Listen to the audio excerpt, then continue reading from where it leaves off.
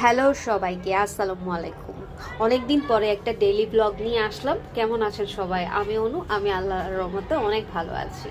আমার ছেলের টিফিন দিয়েই শুরু করলাম, কারণ দীর্ঘ প্রায় 1 মাস পরে আমরা স্কুলে যাচ্ছি। আমি সবসময় তার পছন্দের টিফিন দেওয়ার চেষ্টা করি, 2-3টা আইটেম দেওয়ার চেষ্টা করি, কিন্তু সে সব খায় না। সে যেটা খায় সেটাই মানে অনেকটা আবার ফেরত আসে বাসায়। যাই হোক, তাতে কোনো অসুবিধা নাই। টিফিন গোছানো শেষ, এটা একটা অনেক বড় মানে টেনশনের ব্যাপার। তো বড় কাজটাই শেষ। তারপরে বাসায় যে যেই সবজি ছিল, শীতের দিনে মোটামুটি শীতের সব সবজি বাসায় টুকটাক থাকে, অল্প বেশি করে। তো চিন্তা করলাম আজকে আর ভাত টাত রান্না না করে সবজি খিচুড়ি বসিয়ে দিই।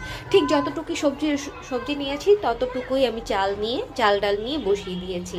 প্রথমে সবজিটা একটু ভেজে নিয়েছি, কারণ যাতে সবজির ঘ্রাণটা না আসে, সেই জন্য একটু সবজিটা তেলে ভেজে নিয়েছিলাম এবং খুবই অল্প মশলা দিয়ে খিচুড়িটা বানিয়েছি।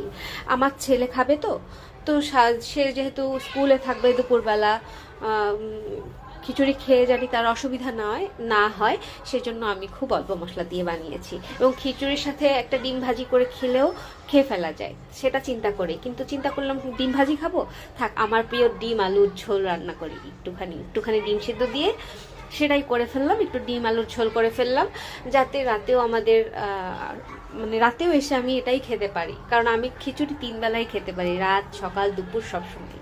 তো ডিম আলুর ঝোলটাও করে ফেললাম। তারপরে মনে হলো কিছু একটা মিসিং, আচার মিসিং। খিচুড়ির সাথে আচার খাবো না, পরে আচার দিয়ে আমরা মা ছেলে খেয়ে দিয়ে দুজনে একই প্লেটে খেয়েছি। দুজনে খেয়ে দিয়ে তাড়াতাড়ি নাকে মুখে বের হয়ে গিয়েছি স্কুলের জন্য। স্কুলে যাওয়ার পরে ও ভালোভাবেই থেকেছে। তারপরে এটা হচ্ছে আমাদের আসার পথে, ফেরার পথের ক্লিপ। তখন প্রায় 4:45 বাজে।